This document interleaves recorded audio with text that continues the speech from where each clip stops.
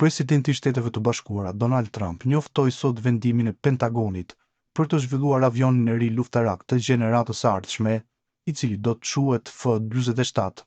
Njoftimi u bë në Shtëpinë e Bardhë në praninë të Sekretarit të Mbrojtjes, Pete Hughes. Në drejtimin tim, forcat ajrore të Shteteve të Bashkuara po ecin përpara me avionin e parë luftarak të gjeneratës së 6 në botë. Gjeneratën e 6. Asgjë nuk krahasohet me të dhe do të quhet F-47, tha Trump. Presidenti amerikan zbuloi gjithashtu se një prototip eksperimental i F-47 ka qenë tashmë në fluturime testuese për gati 5 vjet.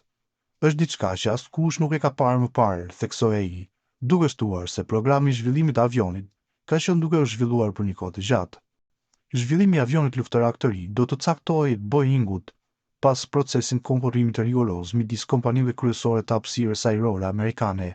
Kontrata për fazën e zhvillimit inxhinierik dhe industrial të i kalon $20 miliard. Kontraktori pritet të marrë qindra mijëra porosi gjatë dekadave të ardhshme. Pas një konkurrence rigoroze dhe të plotë midis kompanive kryesore amerikane të hapësirës ajrore, forcat ajrore do t'i japin kontratën për gjeneratën e ardhshme të epërsisë ajrore Boeingut, tha Trump.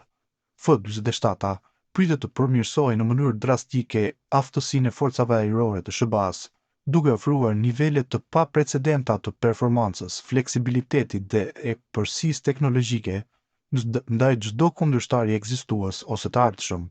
Duke folur për të njëjtin projekt, sekretari i mbrojtjes Pete Hughes tha se avioni luftarak do t'i sigurojë SBA-ve gjeneratën në të ardhmen e dominimit ajror.